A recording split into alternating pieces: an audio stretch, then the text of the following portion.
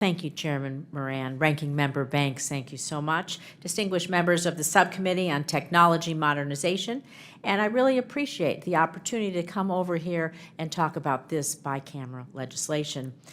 Because a few months ago, the administration and our intelligence community warned that Russia is exploring options for cyber attacks targeting the United States. Last year, a Russia-linked cybercrime group held the largest fuel pipeline in the U.S. hostage.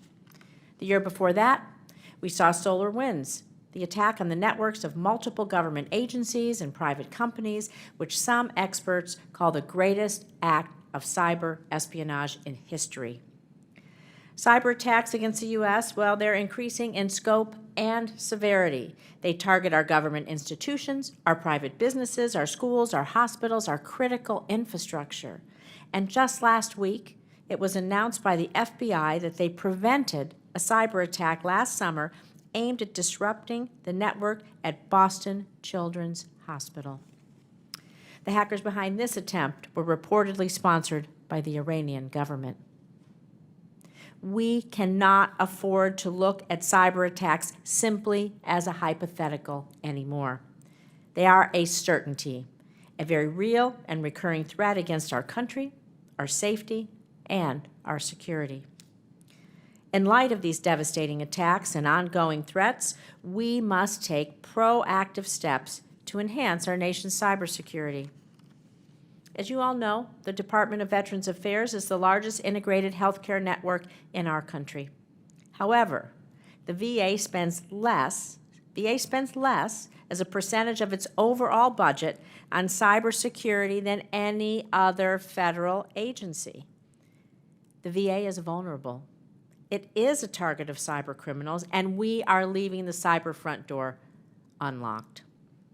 Our veterans' data is of great interest to our adversaries. It can be used for financial gain, other types of exploitation. We saw this during the VA data breach in 2020. We just cannot allow our veterans, those who put their lives on the line to protect our country, to remain unprotected from cyber attacks. Under current law, the Federal Information Security Modernization Act requires federal agencies to report the yearly status of their information security programs. While this is useful, the yearly audit has, like you stated, just become another check-the-box exercise.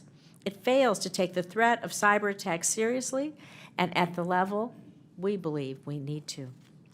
That's why Chairman Moran and I are leading the Bipartisan Strengthening VA Cybersecurity Act. This supplements our current efforts to understand the VA's cyber vulnerabilities and to ensure that we protect our veterans' personal information from malicious cyber attacks. This bill would require the Department of Veterans Affairs to obtain an independent cybersecurity assessment from federally funded research and development centers and submit a plan to Congress to address whatever cybersecurity weaknesses are found. Our bill has been endorsed by AMVETS and the Paralyzed Veterans of America, and the support it continues to build. And I want to commend HVAC, the HVAC subcommittee, here we are today, on technology modernization for holding this really important hearing and for taking the steps to move our Strengthening VA Cybersecurity Act forward. I also want to take a moment to thank Senator Marsha Blackburn and Representatives Susie Lee, Nancy Mace, and Andrew Garabino for joining the chairman and me in co-leading this critical bipartisan legislation. We cannot wait another moment to act, and I really look forward to working with my colleagues in the Senate, the members of this committee, and the Department to fortify the cybersecurity of the VA and protect those who sacrifice so much for our nation. Thank you, Mr. Chairman. I yield back.